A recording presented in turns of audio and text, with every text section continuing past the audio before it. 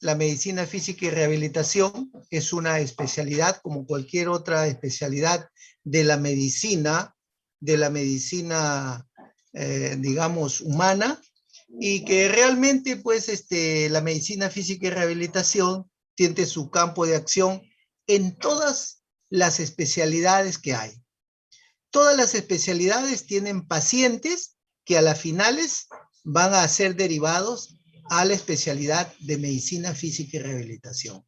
En el Perú, la especialidad de medicina física y rehabilitación dura 3 años. Se hace guardia una vez por semana durante el primer año y después ya no se hace guardias. 3 años. En Estados Unidos, la especialidad son 4 años y se hace 2 años de medicina interna y se hace en guardia todos los 2 años. Entonces, esto es una especialidad que tiene campos en todos los hospitales, hospitales de salud, hospitales de MINSA, Fuerzas Armadas, Policía Nacional, ¿no?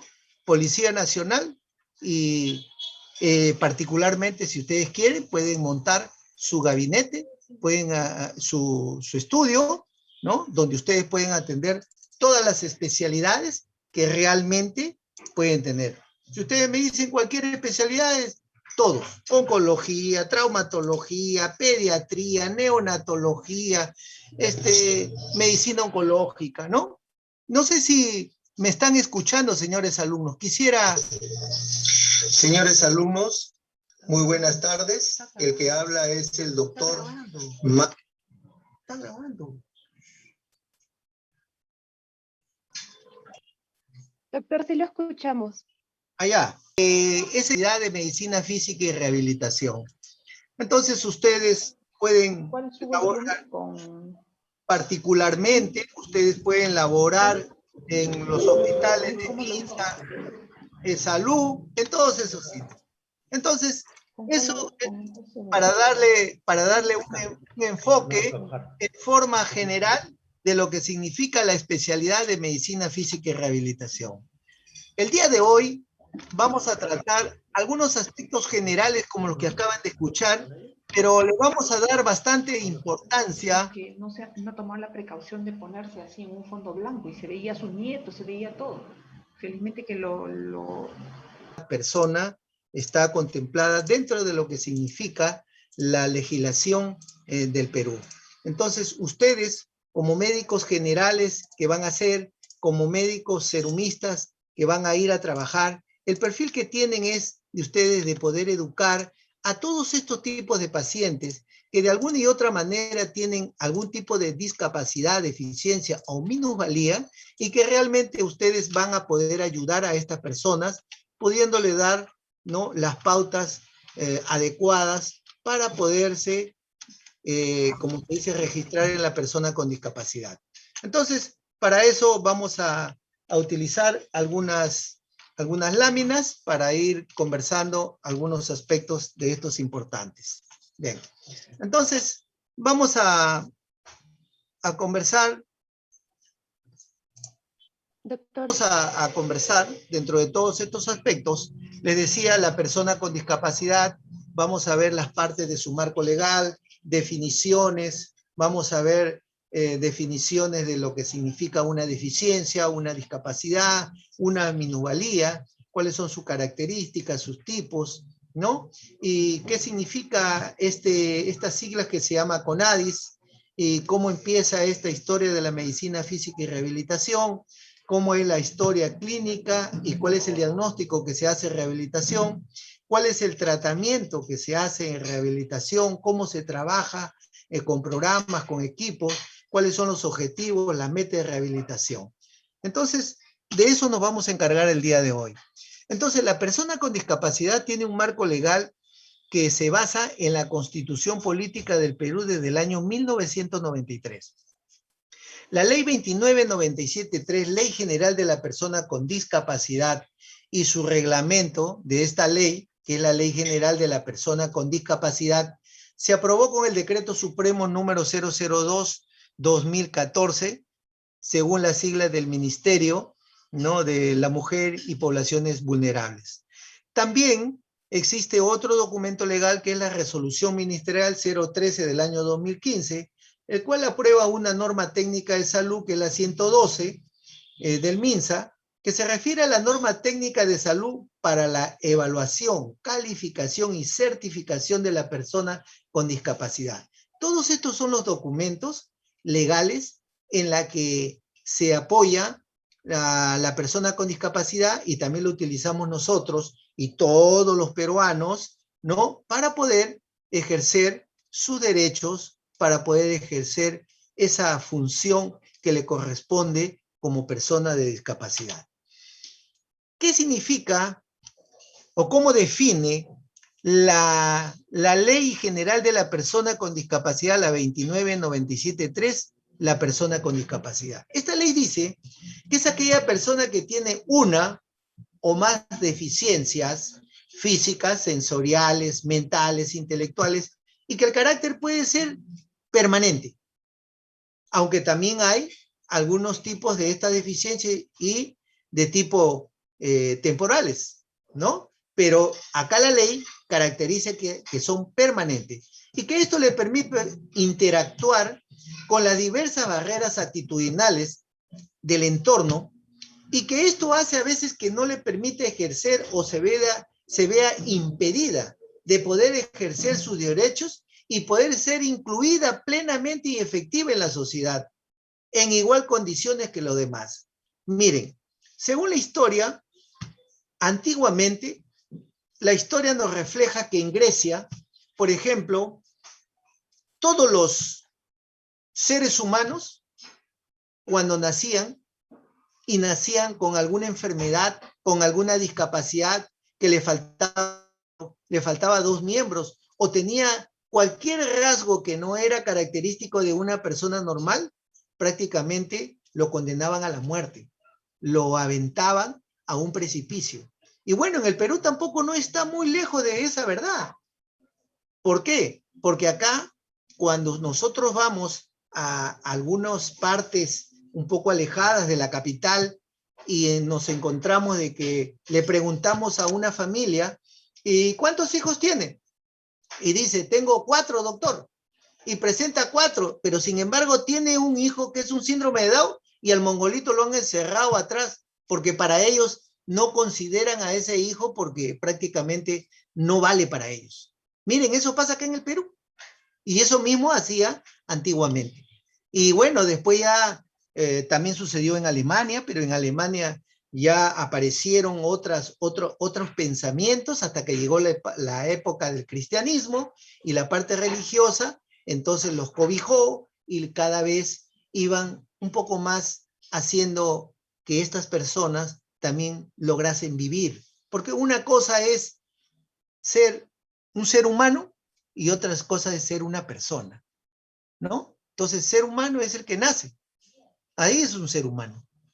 Pero para hacerse persona, tiene que pasar toda la evolución, tiene que interactuar con la sociedad.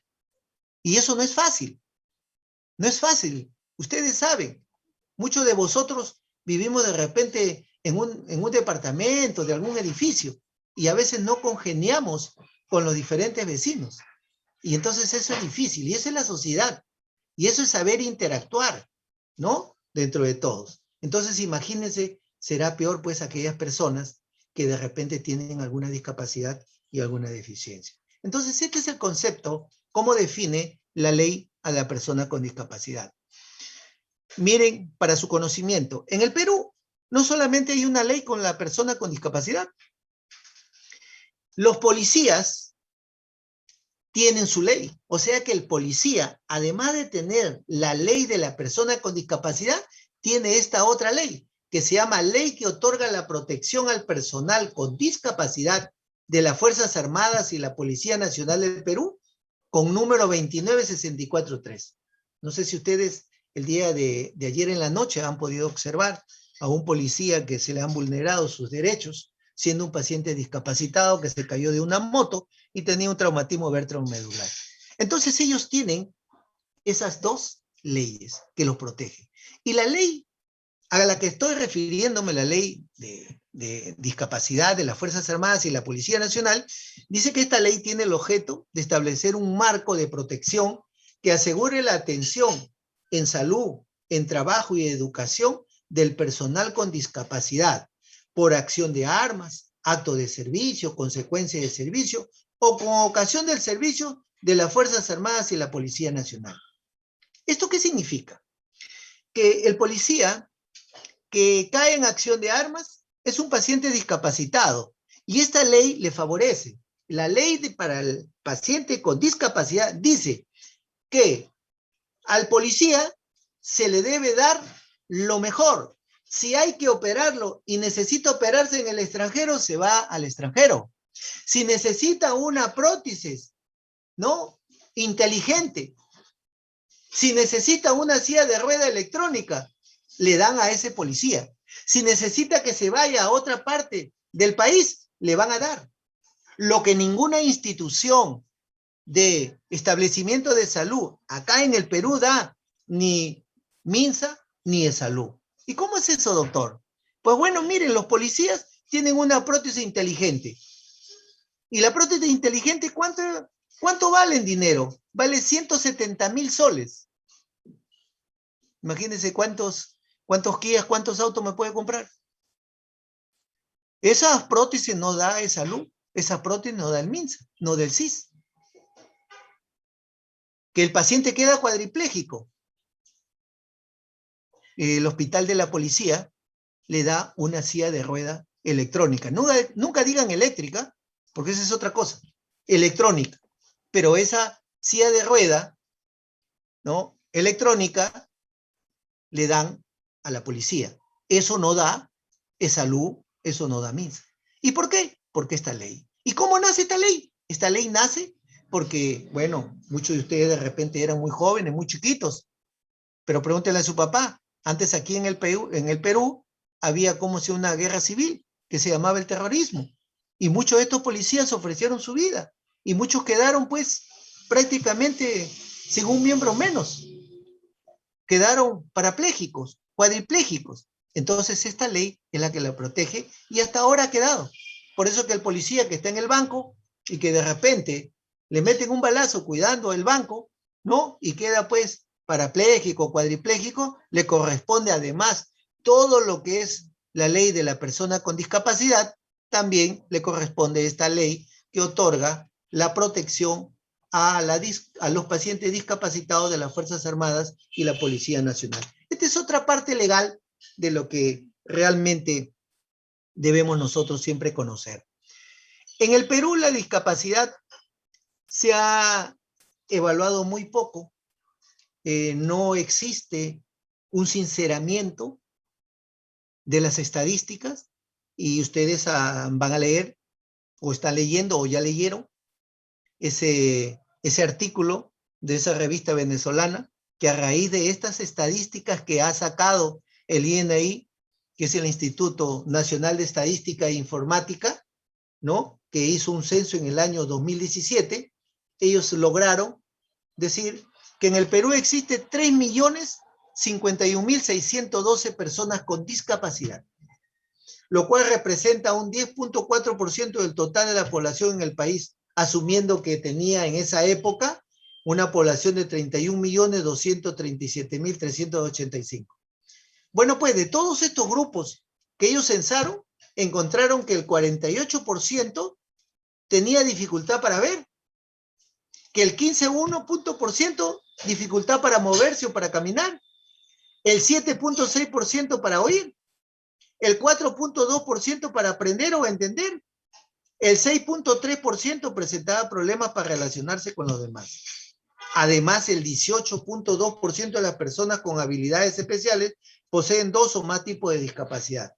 Ahora vamos a ver otros cuadros y ustedes van a ver la diferencia que existe, ¿no? Porque ellos, por ejemplo, acá hablan en cuanto al género, ahora se habla mucho del género, entonces acuérdense que este gobierno tiene muchas personas del género femenino, ¿no?, en los diferentes puestos del Estado. Entonces, acá dice que el 43% de que tienen discapacidad son varones. Y que la mayor cantidad son mujeres con discapacidad. Entonces, ¿esto qué significa? Que quiero hacerles entender algo. Todos estos datos se han tomado porque el único organismo que me puede sincerar que una persona es con discapacidad es aquella persona que tiene un certificado de discapacidad y eso le ha hecho que se pueda inscribir en este organismo que vamos a conversar luego, que se llama CONADIS. Entonces, a veces decimos que de repente, pues, el hombre no es el que más acudió a inscribirse a este organismo que las mujeres, ¿no? Entonces, si ustedes ven en los diferentes establecimientos de públicos o particulares, ven ustedes que existen algunos discapacitados. A ver, les voy a nombrar. Si ustedes van al hospital Revalletti, los ascensoristas, muchos son pacientes amputados o pacientes que tienen una discapacidad. A veces van ustedes a un supermercado y encuentran ahí varios chicos, varios jóvenes con síndrome de Down. ¿Y eso cómo llegaron ahí? Ah, pues porque hay una ley, que es la ley de la persona con discapacidad, que dice bien claro que el 5% de los trabajadores de una entidad pública deben ser pacientes con discapacidad. Y en los particulares, el 3% de los trabajadores deben ser con discapacidad. Entonces, cuando tú te inscribes en ese organismo te va a calificar y te va a pasar la voz y te va a presentar que de acuerdo a tus cualidades que tienes, tú puedes desempeñarte en tal y cual trabajo.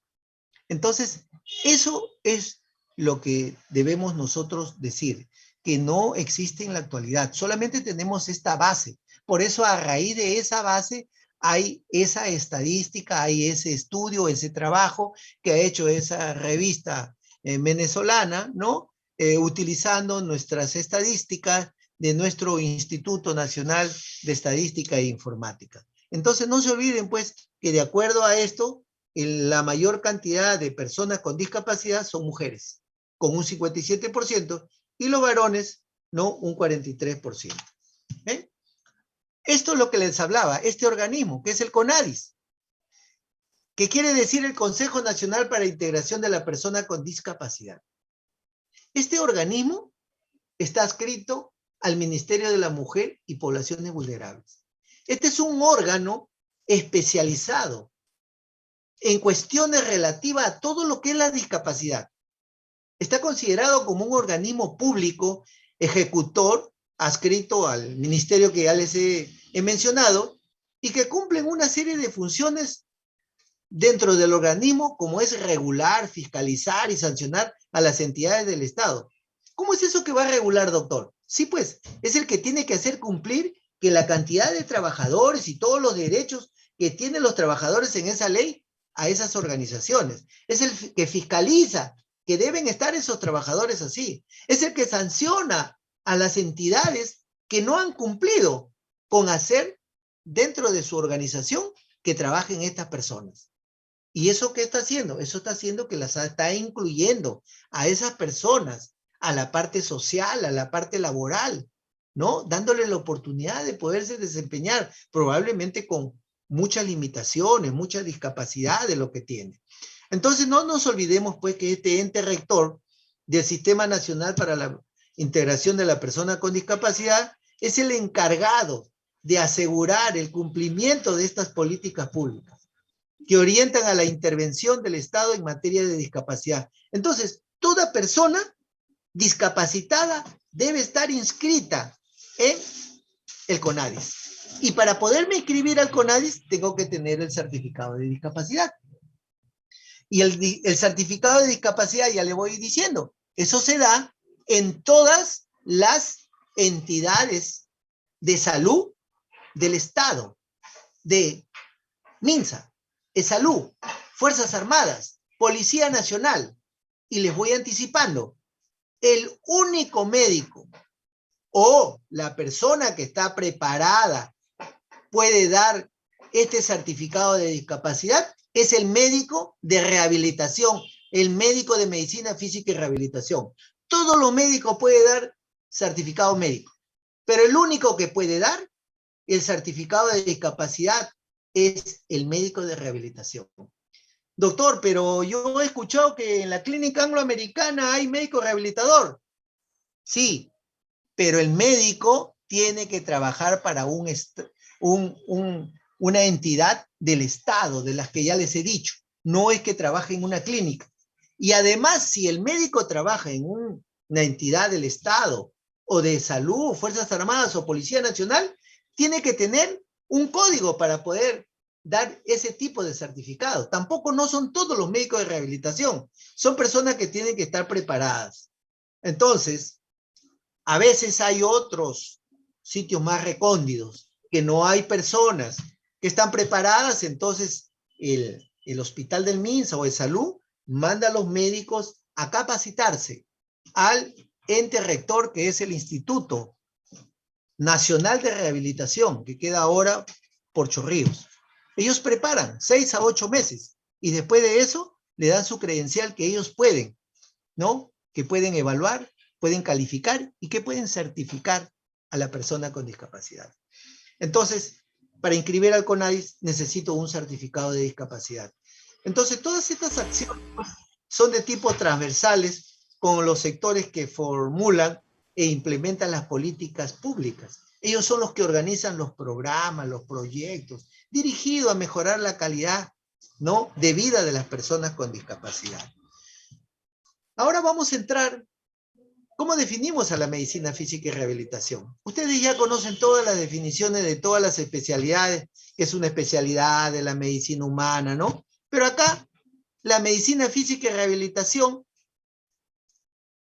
utiliza un conjunto de procedimientos, técnicas, métodos terapéuticos y agentes físicos no ionizantes dirigidos a restituir la máxima capacidad funcional e independencia del paciente que tiene deficiencia, discapacidad y minusvalía. Ahora, luego veremos cada uno de estos términos. Pero antes vamos a desglosar. Vamos a ver. Doctor, ha dicho agentes físicos no ionizantes. ¿También quiere decir que hay agentes físicos ionizantes? Sí. Los rayos X, las neuroimágenes, que para poder utilizar esos agentes físicos hay que utilizar un protector. Ustedes ven que todos los técnicos, todos los licenciados, todos los médicos que entran a esas radiaciones tienen un protector especial. Nosotros utilizamos radiaciones, rayos infrarrojos, rayos ultrasonidos, rayos láser, pero no necesitamos protección. Por eso se llaman agentes físicos no ionizantes. Utilizamos procedimientos, utilizamos técnicas, métodos terapéuticos. ¿Cómo son los métodos terapéuticos? Son una forma de ejercicios. Por ejemplo, cuando un paciente me llega con una cervicalgia, y yo le digo, hágale el método de Wilson. Y cuando me llega con una lumbalgia, le digo, hágale el método de Williams. Si me llega con un problema del hombro, le digo, método de Cotman, método de Chandler, método de Sperry. Cada método son como 200, 300 páginas, que lo debe saber el médico rehabilitador y lo debe saber el médico licenciado. ¿Cuáles son las técnicas? Hay técnicas que utilizamos, pues. Utilizamos la manipulación vertebral, utilizamos, ¿cómo se llama?, la técnica para poder evaluar la marcha, para poder evaluar a los pacientes cómo se incorpora, cómo se para, cómo camina. Y los procedimientos que utilizamos. Hay una serie de procedimientos. Por ejemplo, todos los médicos rehabilitadores están en la facultad de poder hacer para el dolor lo que es, pues, la acupuntura corporal, la auriculoterapia, el bloqueo, para poder hacer, ¿cómo se llama?, lo que se llama la acupuntura corporal, además de hacer la proloterapia, la neuroproloterapia. Y cada uno de esos son procedimientos. Fuera que el médico también rehabilitador, pues, infiltra. El médico infiltra. Bueno, pues si le digo cuánto vale, ¿cómo se llama un bloqueo? Yo voy a domicilio y hago un bloqueo y cobro 800 soles. ¿Y qué cosa hago? Solamente 5 centímetros de suero fisiológico y 5 centímetros de lo que es lidocaína, al 2% sin epinefrina, jeringa de 10 centímetros. La posición habitual y se acabó el dolor, ¿no? Y resuelvo el problema. ¿Ven? De eso se trata, pues, medicina física y rehabilitación, ¿no? ¿Cómo empieza la medicina física y rehabilitación? Hay un adagio que dice, el conocimiento del pasado es la clave del presente y del futuro. Se dice que la medicina física y rehabilitación se inició 2000 años antes de Cristo, ¿no? Y que esto se inició pues en la prehistoria. Y se inició con una técnica que era el frotamiento energético, que actualmente nosotros también lo hacemos. Por ejemplo, cuando alguien va caminando y se choca con alguien en la pierna, le produce un dolor. Inmediatamente, ¿qué hace? ¿No? Se frota, lo que quiere decir, se soba. ¿Y por qué se soba? Porque le está indirectamente, está estimulando los vasoreceptores cutáneos, estimulan por vía ascendente, van por el fascículo córtico espinal posterior, hacen una sinapsis en la médula espinal y llegan hasta la parte del tronco encefálico, donde está el tálamo óptico, y se produce la teoría de la compuerta. ¿Qué cosa quiere decir? Que ya no deja pasar los estímulos dolorosos. Además de que a nivel cerebral estimula para que se produzca la mayor cantidad de endorfinas. ¿Y qué cosa es la endorfina? Es parecida como la morfina, ¿no? Que sirve para el dolor. Entonces, esa es una fisiopatología rápida que les he dicho, que cómo empieza pues la medicina física y rehabilitación, ¿no? Con ese frotamiento energético, ¿no? Entonces, pero la medicina física y rehabilitación aparece pues en China, 2000 años antes de Cristo, con el Kung Fu y con el ejercicio terapéutico y el masaje. Ojo, ejercicio terapéutico. Pregunta de examen, cuando le diga cómo inicia, yo le puedo poner ejercicio físico. No, ejercicio terapéutico. Ejercicio físico es el que usted va a realizar. El ejercicio terapéutico es un método, es una técnica, tiene un fin, ¿de acuerdo? Y con el masaje. Así empezó la medicina física. Y de ahí fue pasando, ¿no? A diferentes años, a diferentes pueblos, se mezclaban las actividades religiosas, ¿no? Y como los orientales, hasta la actualidad siguen empleando pues el agua, el sol, el aire, la tierra, con la única finalidad de poder mejorar, ¿no? Todas sus enfermedades. Por ejemplo, los griegos utilizaban en los templos con sus manantiales para recuperar a sus enfermos los ejercicios físicos. Ya desde esa época se utilizaba, mire, el agua. Se dice que la próxima guerra mundial creo que va a ser el agua y la otra creo que son por los acontecimientos, inventos y todas esas cosas. Pero ya les digo que el agua es lo que realmente utilizamos en rehabilitación. Es el agente físico más antiguo que hasta la actualidad lo utilizamos. Lo que pasa es que actualmente la tecnología ha avanzado tanto que hace una serie de equipos y utiliza la hidroterapia. Bueno, pues lamentablemente esta pandemia no nos ha dejado, ¿no? Visitar nuestro hospital de policía, pero nuestro hospital de policía tiene casi la extensión de una cuadra que es hidroterapia. El día que no haya agua caliente, todos esos tanques se paran. Tenemos tanque de Havard, tanque de Whirlpool, piscinas terapéuticas, tanto para hombres, para mujeres. Tenemos el tanque de Hidrotract, ¿no? Entonces, el agua la utilizamos a una temperatura de 37.7 grados centígrados y mediante un tipo de masaje. Hasta el siglo V, que ya con Hipócrates había la concepción del empleo de los medios físicos mediante el régimen higiénico dietético, con la finalidad de que el hombre tenga una mejor salud. Hipócrates utilizaba el agua fría para los dolores articulares, ¿no? Por estas enfermedades de hiperuricemia, la gota, cuando hay contracturas musculares, así como el baño marino, para los eczemas y las heridas infectadas. A ver, para todos los deportistas, todos los que siguen a la selección, ¿no? Peruana. La selección peruana utiliza la hidroterapia. Acá hemos dicho contractura muscular. Todos los jugadores que debutan en la selección peruana tienen un tanque especial de hidroterapia que es hasta el pecho, por debajo de la tetilla, donde ingresan y es agua helada, donde todos los pacientes que son en este caso los deportistas tienen que ingresar por especie de 5 a 8 minutos dependiendo ya previamente de su frecuencia cardíaca y todas esas cosas para descontracturarlos, porque imagínense esos músculos tan agotados, cuántos golpes han recibido y todo. Entonces, para hacerlo de una manera integral, lo someten a estos tanques de hidroterapia con agua fría. Entonces, se utiliza, hasta la actualidad, ¿no? Se utiliza el baño marino para las dermatopatías, para los eczemas, para las heridas infectadas, ¿no? Hay mucha gente que se corta en la playa el pie y se mete al mar y no sabe cómo, pero el sangrado le paró y después ni siquiera se le infectó. Y bueno, pues nos remontamos a esta época antigua por Hipócrates. Luego venían los romanos. Ya ahí se practicaba la gimnasia, el hidromasaje, quiere decir el movimiento del agua, el masaje con el agua. Se hacían estiramientos, masaje. Aparece Galeno con sus escritos sobre los ejercicios, sobre los masajes, ¿no? Para los diferentes tipos de enfermedades. La utilización del agua a través de sus diferentes baños que acabamos de mencionar. En la Edad Media, ya acá cambió un poquito la cosa. Se daba más importancia al alma que al cuerpo. Se siguieron utilizando el agua, muy pocos ejercicios. Los árabes también utilizaron los ejercicios y la hidroterapia. Quiero volver a recalcar que miren cómo los ejercicios terapéuticos, como el agua, a través que le llamamos hidroterapia, en el través de la historia se ha seguido utilizando. Hasta la época del Renacimiento, que le da mucha importancia a la actividad muscular. Aparece Leonardo da Vinci con sus diferentes anatomías, el uso de los ejercicios físicos, la hidroterapia y la natación. Ya hasta el siglo XVI, donde se da importancia al ejercicio terapéutico. Aparece el primer tratado, que es el libro del ejercicio corporal.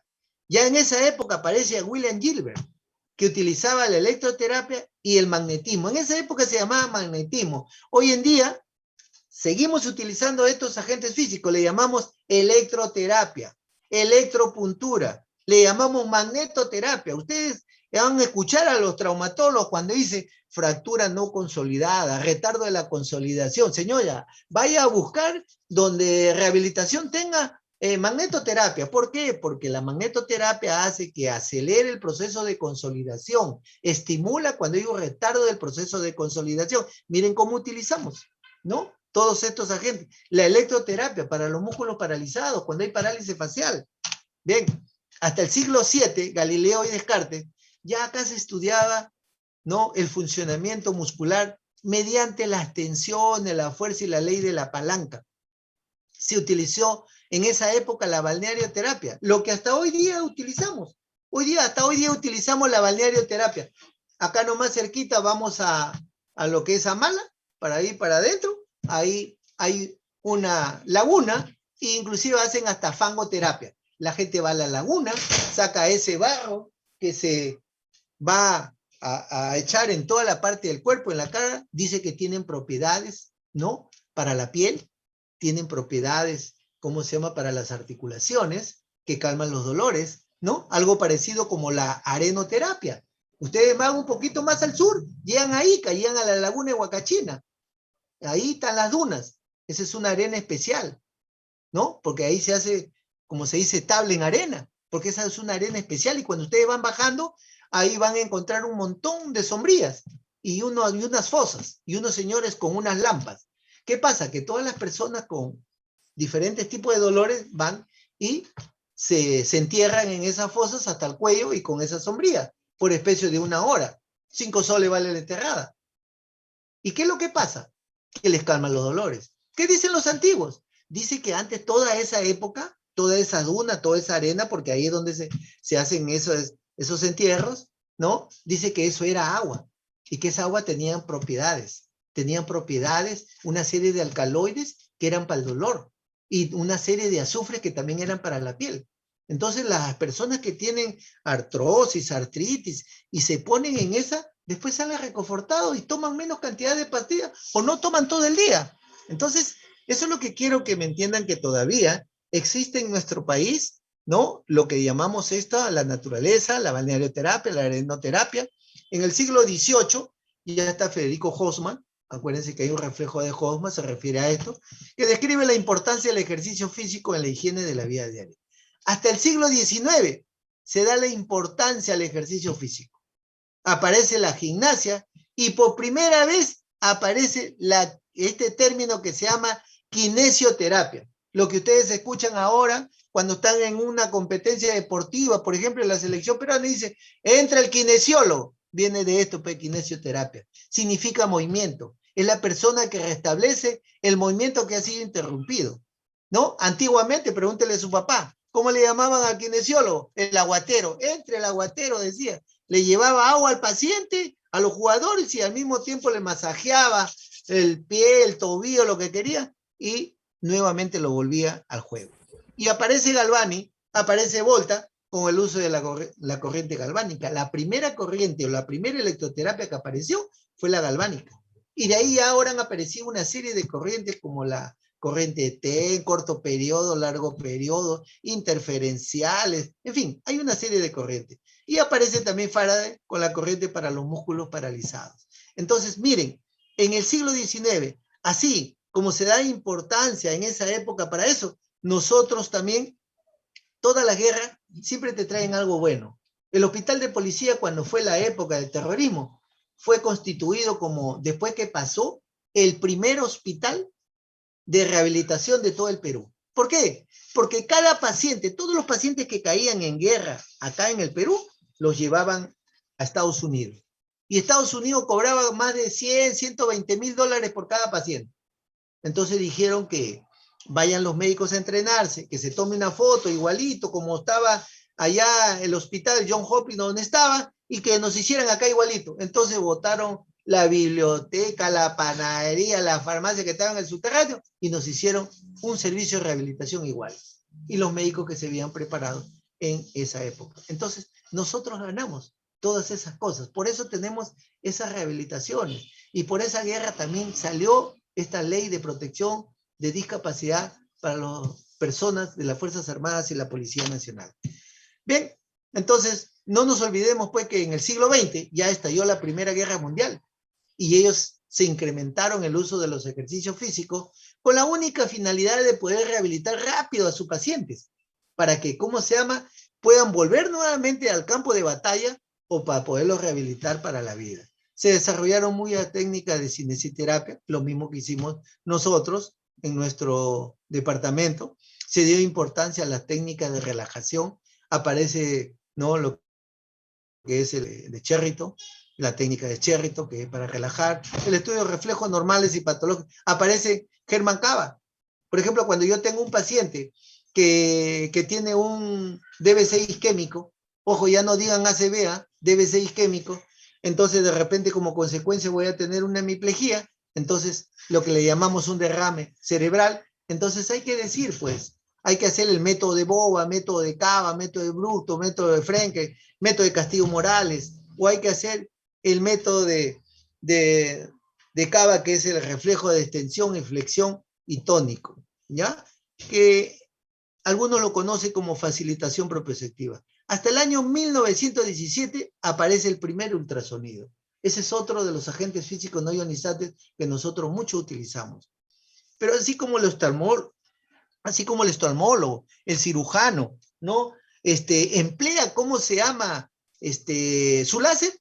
Rehabilitación también utiliza un láser. Cuando tengo una parálisis facial que no responde con otros agentes físicos como la electroterapia, la magnetoterapia, utilizo yo, ¿cómo se llama?, lo que es el láser. El primer láser que salió fue el láser de Rubí.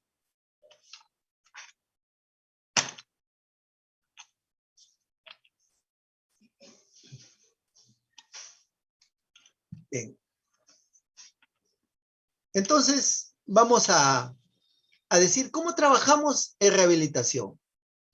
A nosotros en rehabilitación no nos interesa mucho el diagnóstico de la enfermedad.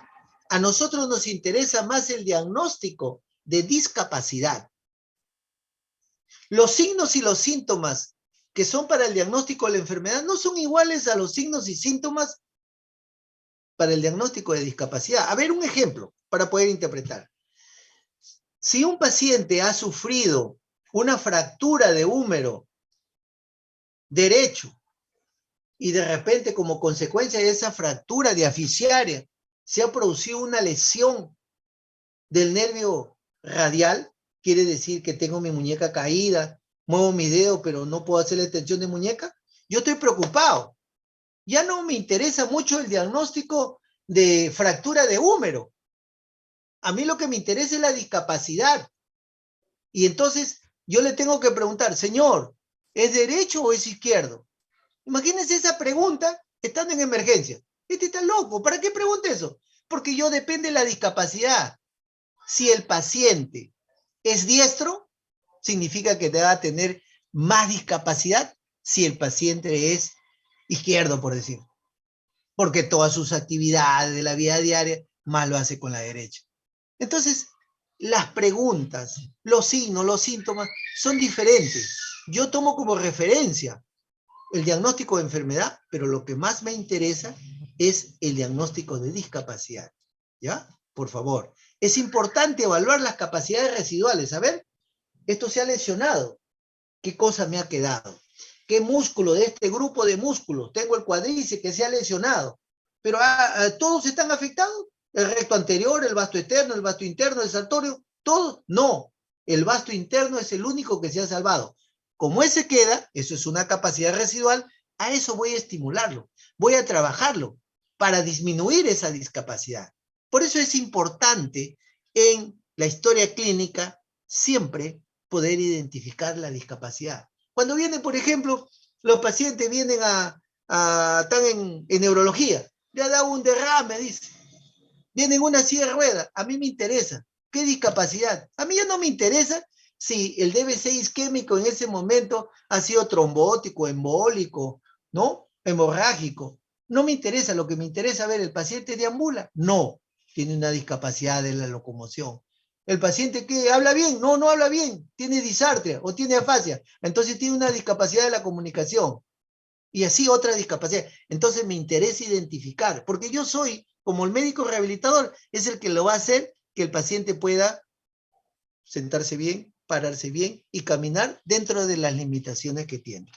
¿Ve? En esa evaluación de la historia clínica se hacen varias evaluaciones, ¿no? Además de hacer las evaluaciones, porque es importante, el médico rehabilitador, miren, ¿por qué es importante? Porque yo puedo tener un paciente hemipléjico derecho. El médico rehabilitador es el que va a hacer el programa. El médico rehabilitador es el que va a hacer el tratamiento, y el tratamiento es un programa. Pero no todos los programas son igualitos para todos los pacientes, porque yo puedo tener un paciente que tiene una fractura de la cadera, que lo han operado y tiene una prótesis, pero un paciente de ellos que tiene el mismo diagnóstico de la cadera, de repente tiene 3 bypass.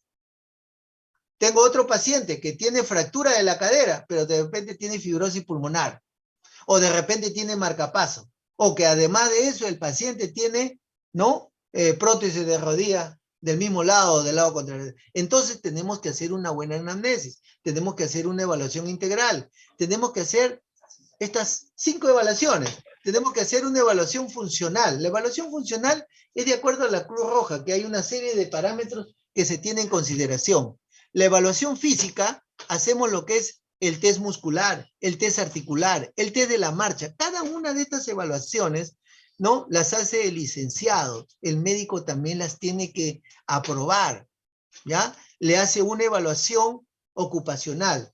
El licenciado en terapia ocupacional, ¿a qué se refiere más o menos ocupacional? A ver, el señor se viste solo, come solo, se asea solo, por decirle, ¿no? Unas evaluaciones. La evaluación psicológica por el licenciado de psicología. ¿Qué significa? Yo no voy a poder rehabilitar a este paciente si este paciente, pues, ustedes lo ven, mal aseado, ve a las personas que son sus familiares, se pone a llorar. Entonces, si el paciente está deprimido, si el paciente está ansioso, no va a colaborar al tratamiento. Y entonces no voy a llegar a conseguir los objetivos ni tampoco a las metas. Entonces necesito un paciente que esté bien anímicamente, esté bien psicológicamente. Necesita la evaluación socioeconómica. Hoy en día, pues, los pacientes que son de ya de edad avanzada, a veces los dejan solos, porque todavía tienen fuerza suficiente. Y todos los hijos se van al extranjero. Nadie se acuerda de su padre. Por eso muchos están en las casas de reposo. Y a veces llegan a nuestro hospital y no sabemos si ese señor no tiene familia, es indigente, ¿no? Es miembro de la policía, ¿quién le cobra la plata? Padecía de una serie de cosas cuando realmente lo tenía. Entonces es la persona de servicio social que hace ese estudio, o a veces la asistente social es un paciente joven, ¿no? Y queremos regresarlo a trabajar, la asistente social está preocupada, él va a la institución, pregunta en qué sitio, dónde lo podemos localizar para que pueda reinsertarse nuevamente al trabajo. Entonces todos apuntan a un solo objetivo, a una sola meta, de poder reinsertar, de poder disminuir, ¿no?, las limitaciones para que ese paciente sea independiente, pueda mejorar su calidad de vida.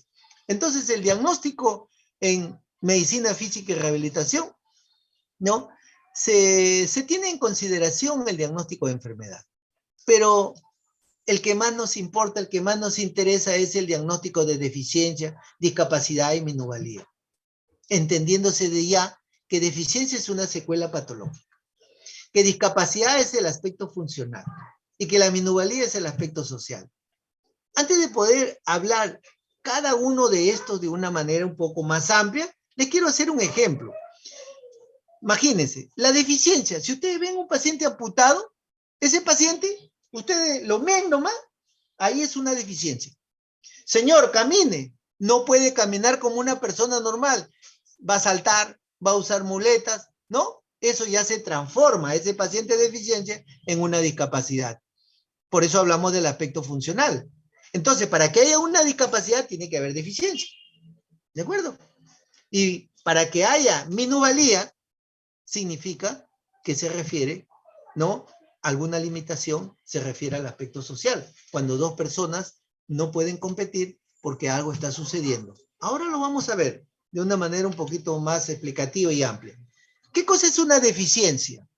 La deficiencia es la pérdida o anormalidad de una estructura o función psicológica o anatómica. Eso es una deficiencia. Entonces, a usted cuando le sacan el apéndice, ya tiene una deficiencia. Cuando a usted le saca la vesícula, es una deficiencia. A usted se hacen una nefrectomía, es una deficiencia. A usted le amputan un dedo, tiene una deficiencia. ¿De acuerdo? Tiene características, pueden ser temporales o definitivas. Yo puedo tener un esguince de tobillo, me han enyesado, tengo una discapacidad, tengo una deficiencia, pero es temporal, no es definitiva. ¿De acuerdo? Esto tiene una característica que a veces exterioriza un proceso patológico. También puede reflejar la perturbación de un órgano, pero no necesariamente revela una enfermedad. Entonces acá les he dejado unos ejemplos, como por ejemplo la pérdida de una extremidad, un brazo, un antebrazo, una pierna, un pie, es una deficiencia. La deficiencia sensorial, visual, auditiva, anomalía genética, ¿no? Por ejemplo, los síndromes de Down, ¿no? Los síndromes de Down es una anomalía genética.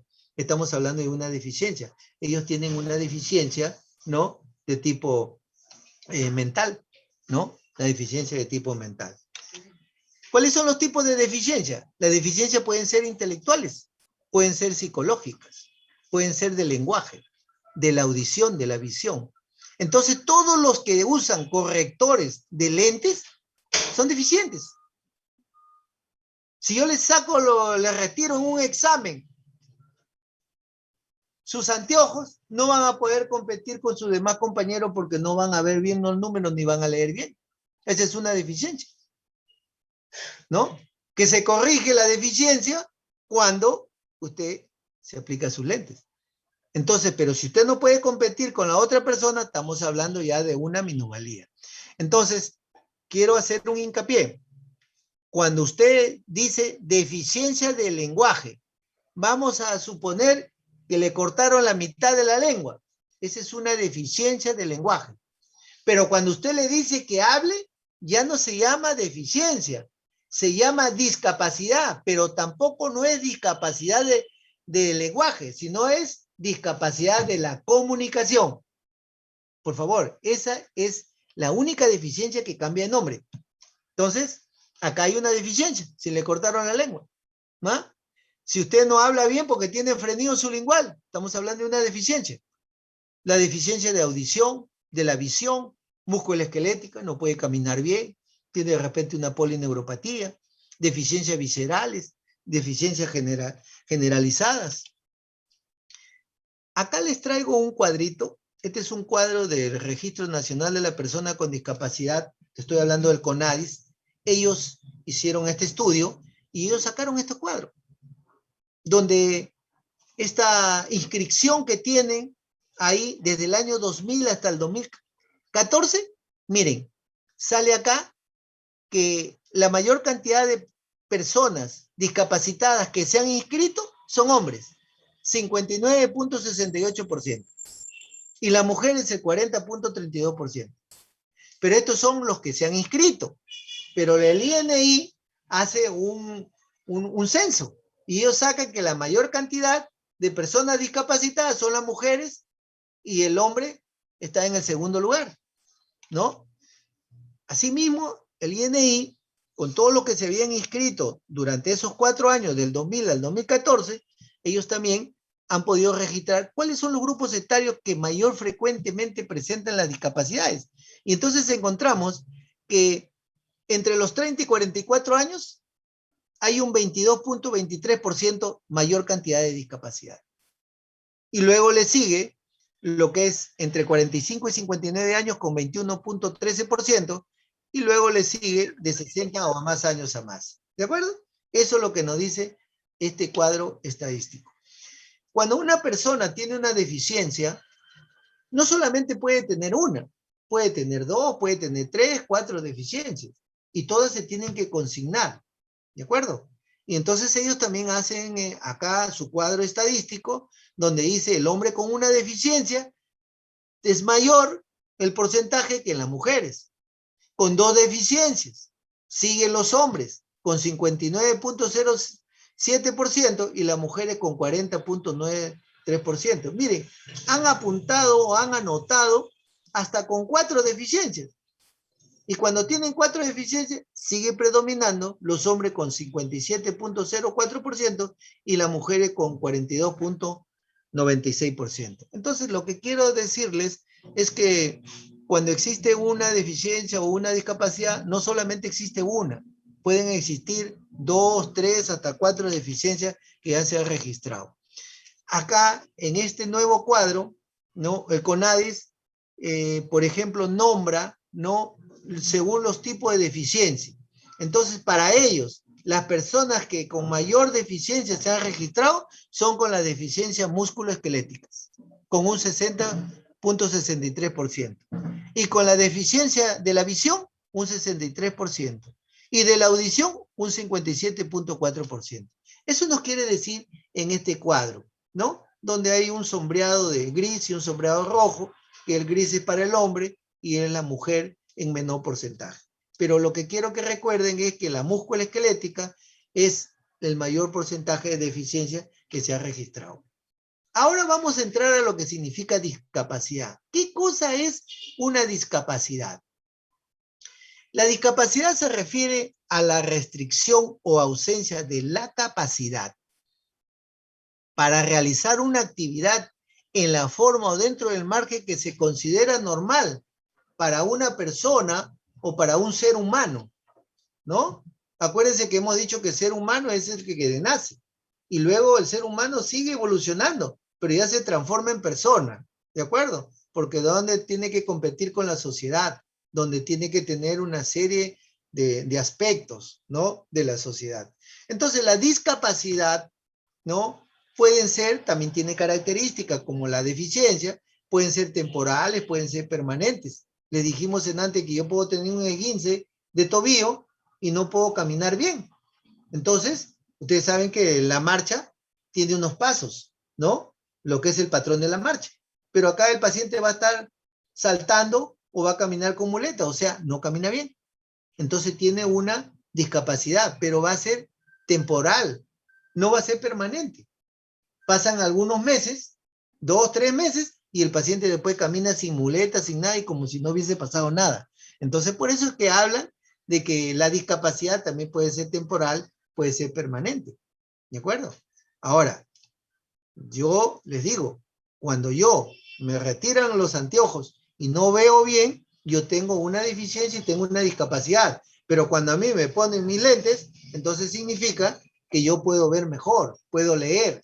Entonces, mejora la deficiencia, mejora la discapacidad, mejora el grado, ¿no? Entonces, pueden ser reversibles, pueden ser irreversibles, pueden ser progresivos, pueden ser regresivos, ¿no? Entonces, por ejemplo, reversibles. Puede ser que le dé una parálisis facial, tiene usted una discapacidad para hablar, para comer, ¿no? Irreversible. Pero también puede ser irreversible, que le puede quedar una secuela. Puede ser progresivo y regresivo. Puede usted tener una esclerosis múltiple. Y pues le ataca el cerebro. Y se activa la enfermedad, la efervescencia de la enfermedad. Y usted lo van a ver que está en cama, cuadriparético. Y después va a caminar solito como si no tiene nada porque ya bajó el poder. Entonces, cada una de ellas pues representa la objetivación de una deficiencia. ¿Qué cosa quiere decir? Que para que haya discapacidad tiene que haber deficiencia. No puede haber discapacidad si no hay deficiencia. Lo que le dije, el ejemplo práctico. Si un paciente usted lo ven sentado y está amputado, ahí es una deficiencia. Señor, camine, ya se convierte la deficiencia en discapacidad. Y si le digo, señor, a ver, corra, y lo pongo en competencia con otro, esas cosas, esa competencia ya es una desventaja para él que no puede hacer. ¿De acuerdo? Entonces, el ejemplo que le he puesto acá para aquellos que sufren una amputación de miembro inferior. Hay tipos de discapacidades. Así como había tipo de deficiencia, hay tipo de discapacidad de la conducta, de la comunicación. Por ejemplo, en la conducta, los pacientes que tienen esquizofrenia. Ese paciente que ustedes han ido, han escuchado en las consultas, dice, doctor, lo traigo a mi hijo porque tiene 18, 19 años, se levanta en la madrugada, quiere tumbar la puerta, convea la pared, no duerme, dice que escucha voces, oye voces. Entonces estamos hablando de una esquizofrenia. Y esa esquizofrenia es una discapacidad de la conducta. Discapacidad de la comunicación. En antes dijimos que la deficiencia se llama deficiencia del lenguaje. No es deficiencia de la comunicación, es discapacidad de la comunicación.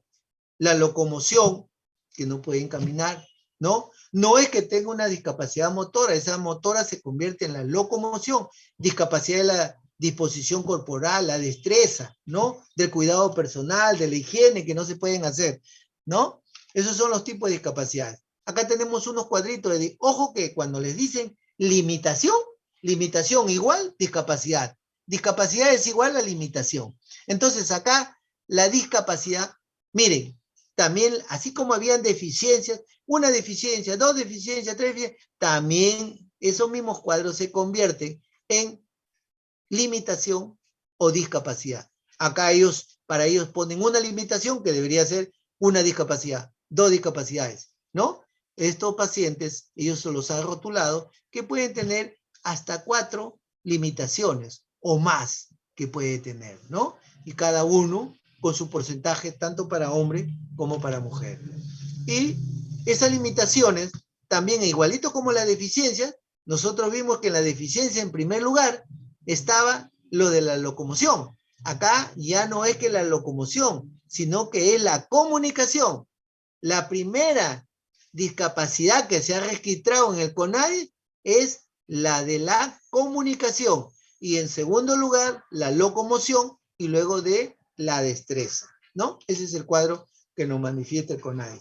Miren acá, nos dice cuál es la alteración o cuáles son los diagnósticos que alteran la función de la parte intelectual. Entonces, la función intelectual, ¿no? Se afecta y nos va a dar una serie de patologías. Miren cómo el 92%, ¿no? Produce retraso mental. Y el retraso mental me produce una discapacidad intelectual. En nuestro país existe una gran cantidad de retardo mental. Lo que pasa es que esto es un problema de salud pública y nadie pues lo quiere hacer ver, ¿no? ¿Y por qué, doctor? Porque el retardo mental ustedes no lo pueden ver. Ustedes ven a un individuo que tiene 4 extremidades, que tiene pues su pelo, se viste bien y todo, ¿no? Pero sin embargo, pregúntenle de dónde vienen, ¿no? Vienen de provincia, vienen el mayor porcentaje de partos en provincia o a nivel general, casi es un 47%. ¿Y dónde dan a luz? Con la comadrona, con la curiosa, nacen con una hipoxia cerebral y entonces ahí está el retardo mental. Y por eso es que ese es el que maneja el micro y que se sube a la vereda en el paradero y te mata. O es aquel que violó a su hija, esto. ¿Por qué? Porque tienen esta condición de retardo mental. Aquí en nuestro país no está considerado esto, ¿no? Como realmente que si fuera un problema de salud pública. Por eso pues los candidatos van y se aprovechan. Le dan un 50 soles y votan por ellos. porque existe cantidad de retraso o retardo mental, ¿no? Un 92%. Y además de la alteración de la intelectualidad, además de retraso mental, existe, pues, por ejemplo, en un menor porcentaje, ¿no? Las anomalías cromosómicas, como es, por ejemplo, el síndrome de Down. Todos los síndromes de Down generalmente tienen retardo mental, ¿ya? Entonces después viene lo que es el autismo, ¿no? O estigma de autismo, o el síndrome de Asperger, ¿no? Con un 4.3%. Entonces, eso nos da una discapacidad intelectual. Este es otro cuadrito donde acá tenemos una, ¿no? Ya alteración de la función mental. Y miren, ¿no? Es una discapacidad mental. La discapacidad mental, vemos acá que en un gran porcentaje, miren la cantidad de esquizofrenias que hay. Todos los pacientes que, perdón, las epilepsias, todos los pacientes que tienen un síndrome epiléptico son pacientes discapacitados y son pacientes que deben estar codificados en CONADIS. Miren los que se han inscrito, un 46.95%, seguido de lo que es la esquizofrenia, con 35.36%. Son pacientes discapacitados, son pacientes que están afectados, tienen una discapacidad mental, las epilepsias, las esquizofrenias, ¿no? O otros trastornos mentales. Entonces, existe buena cantidad. Estos son los que solamente están registrados. Y los que no están registrados, aquellos que no saben dónde inscribirse, aquellos que ni saben cómo inscribirse. Entonces, es un problema de salud pública. Luego tenemos la discapacidad que afecta a la función auditiva. Miren, pues, el 62.0%, ¿no? Una hipoacusia conductiva o neurosensorial. El 39.99%, otros tipos de hipoacusia. Miren la cantidad de poblaciones que tienen con este tipo de alteración auditiva. Un 12.512 en esa época. Y acá tenemos la función visual. Miren, el porcentaje. Los pacientes que tienen discapacidad ceguera de ambos ojos, un 30.02%. Miren la cantidad de pacientes que tienen ceguera de ambos ojos. Con un solo ojo, 27. En segundo lugar, 27.13%. Y en tercer lugar, ¿no? La ceguera de un ojo más una visión subnormal, un 15.02%. ¿Eh? Y acá tenemos lo que es cuando se afecta la función musculoesquelética, ellos también tienen un cuadro. El mayor porcentaje de afectación de la función musculoesquelética son las paraplejías. Quiere decir que hay más parapléjicos que cuadriplégicos. Parapléjico, un 51-23%. Segundo lugar, las monoplejías. Por ejemplo, una parálisis braquial obstétrica o un accidente. Segundo lugar, con 25.07%. Y una cuadriplejía, un 19.31%, ¿no? Que es eso. Eso es. Los grados de discapacidad son 4. Los grados de discapacidad son 4, ¿no? 0, cuando no hay ninguna discapacidad. 1, con discapacidad independiente. 2, con discapacidad autosuficiente. ¿Esto qué significa? Independiente. Independiente es cuando realmente, ¿no? El paciente hace casi todas sus actividades de la vida diaria solo o utilizando algún ortético, llámese un bastón, una férula, lo que sea, pero realiza las actividades de la vida diaria. ¿De acuerdo? Sin eso. Y el grado 2 es cuando el paciente está discapacitado, pero es autosuficiente. Quiere decir que ahí, para poder hacer las actividades de la vida diaria, requiere de un uso de una ayuda biomecánica. Por ejemplo, para caminar necesita un bastón, si no, no puede caminar. Pero es autosuficiente. Estamos en el grado 2. Y el grado 3 es cuando el paciente, además de utilizar ese ortético, necesita ya a una persona con mucho más tiempo para todas las actividades de la vida diaria. Llámese actividades de la vida diaria, pues el comer, vestirse, asearse y todas esas cosas. Esta es una clasificación de la discapacidad que es una clasificación que le tiene que ver todo lo que es la funcionabilidad, ¿no? la funcionalidad, donde hay códigos y gravedades que nosotros lo utilizamos para poder graduar la discapacidad. Entonces, hay de 0 hasta 6 grados. Entonces, por decirle, ¿no? ¿Para qué necesito esto, doctor? Ah, porque dice, a ver, acá le voy a decir, cuando un paciente quiere ir en el metropolitano, ahí dice bien claro, no pagan pasaje los pacientes que tienen discapacidad con el grado grave. Pero si tiene moderada, tienes que pagar. Si tiene leve, tienes que pagar. Para eso sirve lo que es, ¿no? Esta graduación. Se utiliza teniendo en consideración las actividades de la vida diaria. Entonces, se las he traído para que ustedes las puedan observar, que para qué sirven las graduaciones, para qué sirve.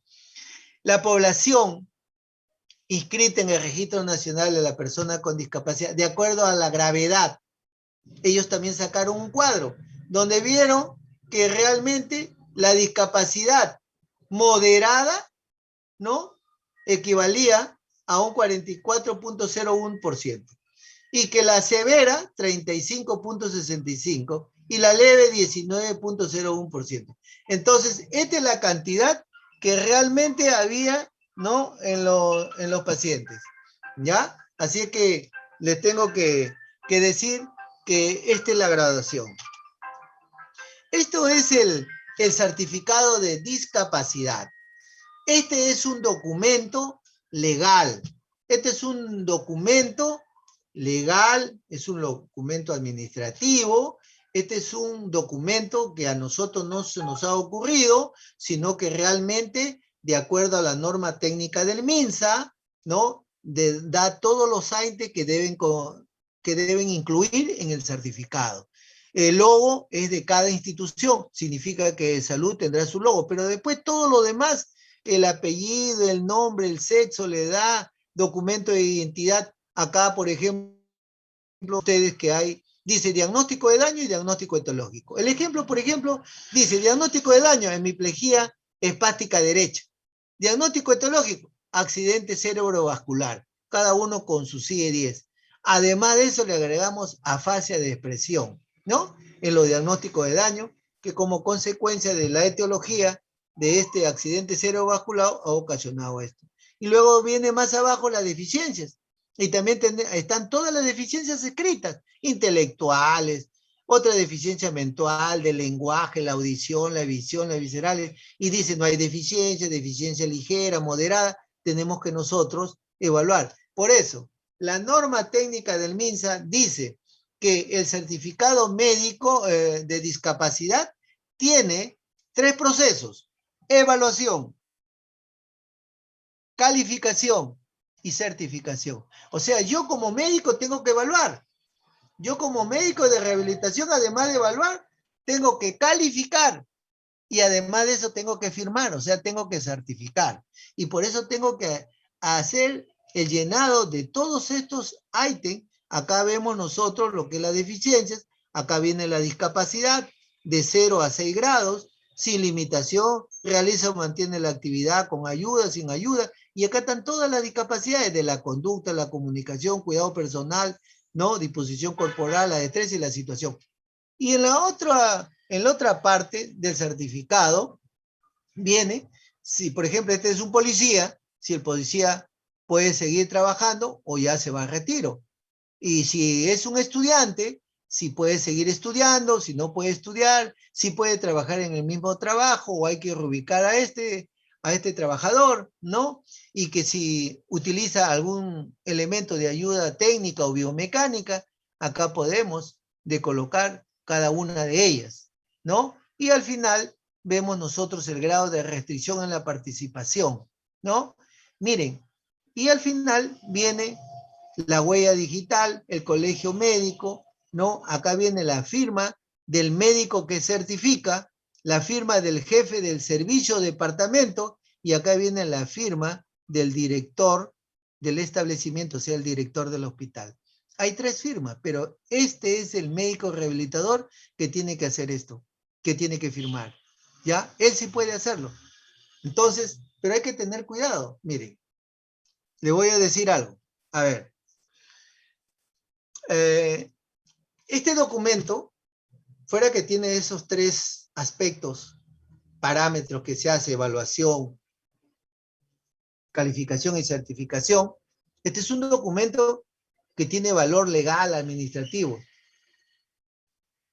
que se utilizan entre todos los concursos públicos. Yo tenía un alumno que no era en esta universidad y que resulta que era hijo de policía. Y entonces el papá se presenta con el paciente y dice que quiere una evaluación porque requiere un certificado. Y era un joven que había nacido, ¿no?, por una hipoxia neonatal con ya en esa época tenía una hemiplegia, ¿no?, espástica, ¿no?, del lado, ¿cómo se llama?, izquierdo. Y entonces él estudiaba medicina. Y le pregunto, ¿para qué quiere? No, es que me piden en la universidad. Y ya después uno fue indagando con este certificado de discapacidad. Si tú lo tienes, vas a entrar dentro de una recategorización para el pago. Así terminó medicina, con esa recategorización. ¿Y qué pasó? Terminó medicina. Cuando fue a hacer su internado, tenía su vacante aparte, porque era discapacitado. Cuando fue a hacer serum, igual manera, ya donde él escogía para hacer el serum. No entraba ni siquiera al sorteo porque era discapacitado. Y ya después vino del serum. Y entonces, vuelta me pide el certificado de discapacidad porque ya había pasado un año. Y me dice, doctor, necesito. ¿Y para qué? Le digo, es que, doctor, voy a postular a la residencia.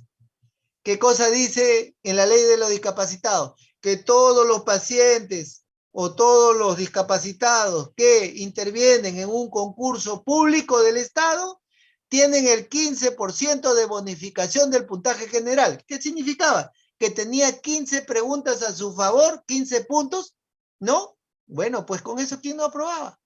¿Quién no sacaba buena nota? Quería ser dermatólogo, ¿ya? Y llegó a ser dermatólogo. No contento con eso, agarró y dijo, ahora quiero otro certificado, doctor. Ya había pasado por un año. ¿Para qué? Voy a concursar. Y actualmente se encuentra trabajando en un hospital de salud. Porque ya le dije anteriormente que la ley dice que en los hospitales o en el establecimiento del Estado, el 5% de los trabajadores deben ser pacientes que tienen discapacidad. Y el 3% en particulares. Entonces, este es un documento legal.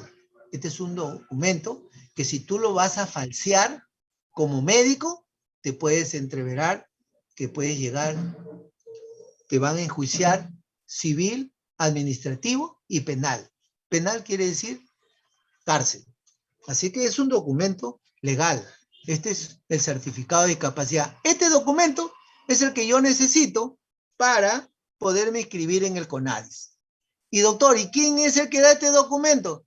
Todos los establecimientos que hemos dicho, Salud, MINSA, Fuerzas Armadas y Policía Nacional. Y que lo tiene que firmar un médico de rehabilitación. Doctor, pero el médico de rehabilitación vamos a suponer que se trata de un problema oncológico. Ah, no, pues el doctor no sabe, pero el doctor solicita una junta, solicita un informe del oncólogo y el oncólogo se reúne, el oncólogo, el médico rehabilitador, el que él determine, el director determine, se reúnen en una junta médica y llegan a determinar cuál es la discapacidad que tiene y se procede o no. Entonces, es ahí donde hacen la evaluación. El médico rehabilitador lo presenta y dice, este paciente tiene tantos años, tiene tal discapacidad, tal deficiencia, este paciente no puede trabajar o puede trabajar con tal y tal cosa. Plantea el caso, los médicos de las diferentes especialidades que se concursen van y entonces firman. Eso se llama junta médica especializada. Después de la junta médica especializada viene este certificado de discapacidad. Después de este certificado de discapacidad que usted acá lo lleva al CONADI. ¿Dónde queda el CONADI? Uno de su sede central queda en la segunda, tercera cuadra de la avenida Arequipa. Ahí queda. Usted va, se presenta con esto y le van a tomar una serie de datos y le van a entregar, en vez de esto, certificado, le van a entregar un carnet de CONADIS, donde dice su discapacidad, su grado y hasta cuánto tiene la validez. Normalmente son 5 años. ¿Ven? Así que no se olviden. ¿Y qué significa minusvalía? Es una situación desventajosa para un individuo, como consecuencia de una deficiencia o una discapacidad que limita el desempeño de un rol que se considera normal, ¿no? Teniendo en consideración, pues, aspectos como la edad, el sexo, problemas sociales, culturales, ¿no? Entonces, ¿cuál es el ejemplo más claro de una minusvalía? A veces las chicas no hablan, ¿no? Por ejemplo, hay 3 chicas sentadas ahí y una de ellas agarra y le dice, pase el heladero y dice, 3 helados para mis amigas. Y entonces hay una que dice, no, yo no quiero. Le dice cualquier mentira. ¿Y qué es lo que pasa? Que no puede porque ella nunca le ha confiado a sus amigas que ella es insulino dependiente. No puede comerse el helado. Entonces, esa es una desventaja con sus demás compañeras. Si yo tengo 3 niños que están sentados y uno de ellos tiene una parálisis cerebral infantil, tiene una hemiplegia espástica, y sale una pelota, no va a poder correr a la igual que sus demás compañeros. Esa desventaja se llama minusvalía. No se olviden. Entonces, en rehabilitación trabajamos por programas. En medicina de rehabilitación se trabaja con programas. Entonces, no hay de que yo tengo que recetar una pastillita para hacer un programa. No, yo tengo que confeccionar el programa. Y el programa se confecciona teniendo en consideración el diagnóstico de discapacidad, el diagnóstico de enfermedad, todos los informes de lo que es el psicólogo, el licenciado en terapia física, el ocupacional. Entonces, es sin programa, se trabaja el programa.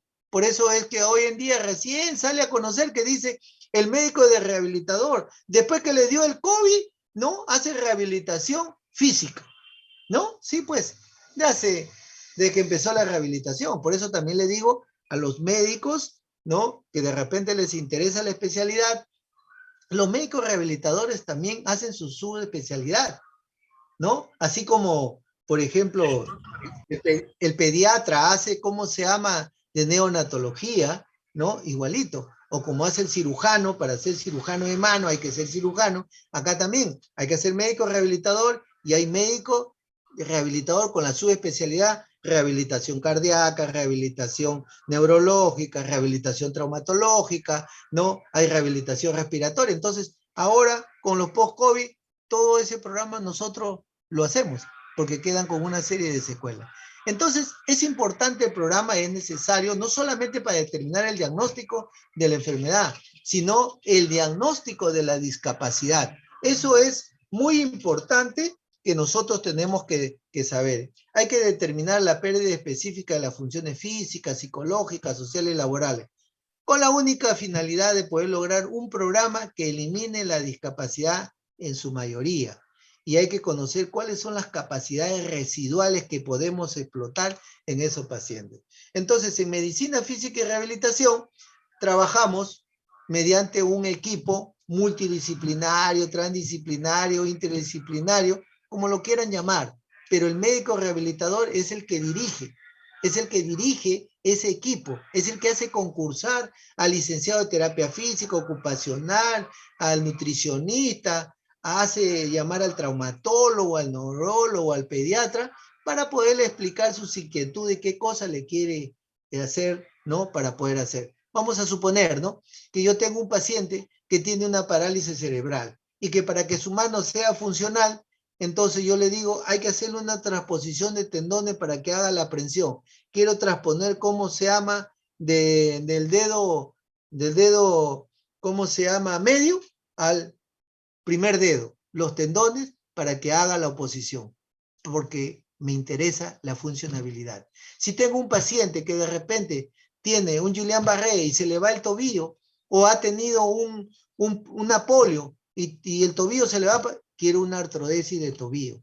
Si el paciente tiene una lesión ya de mucho tiempo de la mano por una lesión radial, mano en flexión, quiero una artrodesis de muñeca, le da mejor funcionalidad. Entonces los llamo a los especialistas para poderle proponer, ¿no?, la mejoría, para mejorar su calidad de vida, para hacerlo mucho más independiente de estos pacientes. Entonces, los concurso a todos, los licenciados en terapia física.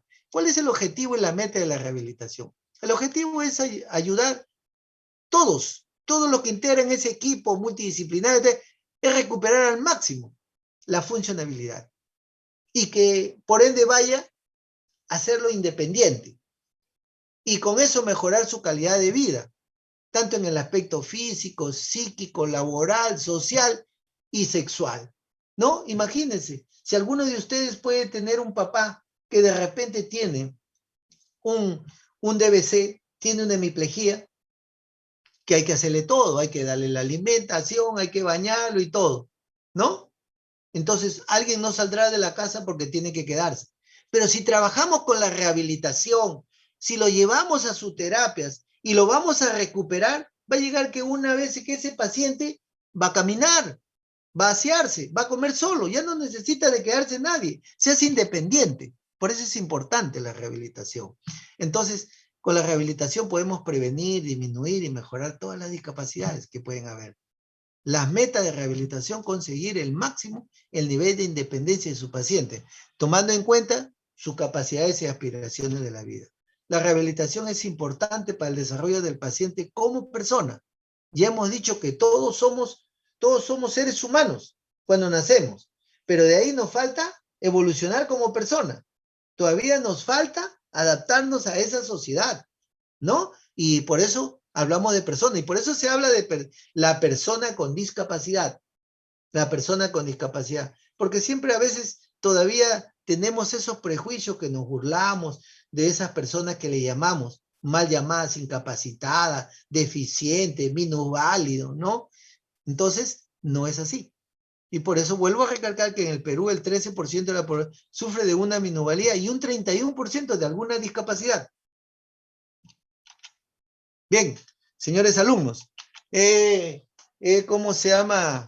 He terminado. Capacidad entre el grado 1 y grado 2 porque suena muy similar para mí. Ya, No a sé ver, cómo diferenciarlos. a ver. Grado 0 cuando no hay discapacidad. Grado 1 cuando hay una discapacidad, pero el paciente no utiliza ningún tipo de ayuda biomecánica para realizar las actividades de la vida diaria. ¿Me entiende? Ya, en el grado 1. Ya. No Y utiliza. en Yo el lo había grado escuchado 2, que sí utiliza. ya, en el Ok. grado 2 es cuando recién utilizas las ayudas, esas biomecánicas, es decir, el bastón, la férula, para poder culminar las actividades de la vida diaria. ¿De acuerdo? Listo, doctor. Usted mencionó que si la persona sufre discapacidad del brazo dominante va a ser considerado como tener mayor discapacidad. Lo que yo le dije era un ejemplo en el sentido de que cuando yo voy a hacer un diagnóstico de discapacidad, los signos y los síntomas no son, ¿cómo se llaman?, los mismos de la enfermedad. Imagínense que está en el tópico de traumatología y está el paciente enyesado ahí y le pregunta, señor, ¿usted es derecho o izquierdo? Oye, usted está loco, viene a preguntar si es derecho o izquierdo. Eso me interesa a mí, como médico rehabilitador, porque ya ese paciente ya tiene diagnóstico de fractura. Entonces, ¿por qué me interesa? Porque si el señor me dice, sí, doctor, yo soy diestro, entonces quiere decir que con ese brazo es el que él hace su mayor cantidad de actividades de la vida diaria. Imagínense ahora hacer las actividades de la vida diaria con el lado izquierdo, significa que tengo que volverlo a reeducar. Me va a ser mucho más trabajoso. ¿De acuerdo? Para eso era. Vale, doctor, gracias. Karen y Lari. Una de ellas es sobre, por ejemplo, si una persona es zurda y pierde el brazo, sufre una amputación de brazo derecho, usa prótesis, pero estética. ¿Sería una discapacidad grado 1 o grado 2? No, esa es una discapacidad, ¿cómo se llama? De grado 2 para 3, dependiendo del tipo de labores. Todas las discapacidades tienen en juego la funcionabilidad y las actividades de la vida diaria, ¿ya? Pero eso no es un grado 1, eso estamos hablando del grado 2, o sea, de moderada a severa. Y si solamente fuera de la mano, o sea, siendo zurda la persona, pero es de la mano derecha. Claro, pero depende de las actividades, pues, porque hay gente que son muy hábiles con las dos manos. O sea, lo que se valora es que haga las actividades. Si tú eres, hay gente que, por ejemplo, es derecha, pero come mejor con la izquierda. Entonces depende de las actividades, de ese tipo de cómo realizas tus actividades, ¿ya? No necesariamente eso. Se valora ese acápite que es cómo realizar las actividades de la vida diaria. Ok, y mi segunda pregunta, doctor, es sobre si una persona que es muda, sí escucha, pero es muda, ¿tendría una deficiencia de la comunicación? O sea, una deficiencia de lenguaje, perdón, o una discapacidad de la comunicación. No. Cuando usted la ve, la paciente tiene las dos cosas. Tiene deficiencia de lenguaje y tiene discapacidad de la comunicación. A ver, me vuelvo a explicar. Si usted le dice, le hace su nombre, y entonces no va a poder hablar. Ya cuando entra eso para hablar y no habla, ahí ya entra la discapacidad. Pero usted sabe que de repente le dice, le cortaron la lengua, no tiene la lengua, es deficiente. O le afectaron las cuerdas vocales, es deficiente. Pero cuando ya entra la actividad, lo que es hablar, lo que es la comunicación, y no realiza esa función, esa deficiencia se convierte en discapacidad. Es como el ejemplo que le dije del amputado. Si usted ve al paciente amputado ahí sentado, si usted lo ve nomás, es deficiente. Y cuando le dice a ese mismo paciente amputado, señor, camine, y camina saltando o camina con muletas, está realizando una marcha que no es casi como una persona normal, eso se transforma esa deficiencia en una discapacidad. ¿De acuerdo? Ya, doctor, muchas gracias.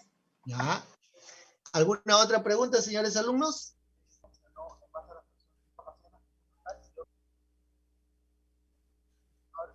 Ahora, doctor. Ya. ¿En qué se diferenciaría una discapacidad de una función mental de un intelectual? ¿O uno es un tipo de otro? Puede volver a repetir porque acércate bien al micro, no se escucha bien. Doctor, ahora, Ya, ahora sí, mejor. ¿en qué se diferenciaría una discapacidad de una función mental de un intelectual? ¿O uno es un subtipo de otro? No. A ver, si yo tengo un paciente que tiene una discapacidad mental, significa que es aquel que tiene, por decirte, síndrome de Down, es el que tiene retardo mental. Pero la discapacidad intelectual es diferente, ¿ya? Es aquella que, por ejemplo, cae dentro del rubro de lo que es, que ese paciente no tiene que ver nada con esto, sino puede tener cualquier alteración de lo que es de la parte psíquica, de lo que es la parte, ¿cómo se llama? Inclusive hasta de la conducta. ¿De acuerdo? O sea, lo que es la discapacidad mental, ese no va a ir a estudiar pues a un colegio normal. La discapacidad intelectual, sí, puede ir a un colegio que es, ¿cómo se llama? Normal. ¿De acuerdo? Bien, ¿alguna otra pregunta? Está bien, doctor. Disculpe, ¿puedo decir otra pregunta? Usted mencionó el ejemplo de los lentes. Si la persona tiene una, por ejemplo, miopía o hipermetropía y emplea lentes, los lentes serían un agente para poder evitar la discapacidad, ¿sí o no? Pero Claro. no anularía la deficiencia. La deficiencia sería como una corrección de la enfermedad en sí misma, ¿no? Claro. Para que haya discapacidad tiene que haber deficiencia. Por eso es que la discapacidad es igual como el amputado. El amputado está amputado, pero yo le puedo poner su prótesis. Entonces, cuando esas cosas se suceden, es para poder ya graduar cuánto de grado de discapacidad tiene. Entonces, por eso es que para poder determinar una discapacidad, al paciente hay que evaluarlo después de 2 años. Y con todos sus implementos, con todas sus ayudas biomecánicas, con su prótesis, con sus audífonos, con todo, para poder ver cuánto del grado de discapacidad tiene. ¿De acuerdo? Es igual como usted me dice de los lentes, ¿no? Los anteojos y todo, eso siempre lo va a tener. Si usted se lo saca, lo convierte en una minusvalía. Pero para que haya esa minusvalía que no puede competir con sus demás compañeros, ese paciente ha tenido una discapacidad. Y para que haya esa discapacidad, ha tenido una deficiencia. Y esa deficiencia, pues, están en los órganos de la visión, que a algunos se ha afectado. ¿no es cierto? Y se ha mejorado esa deficiencia que se transformó en discapacidad, ¿no? Con los lentes correctores. ¿Bien? Excelente, doctor, gracias. ¿Ya? ¿Alguna otra pregunta?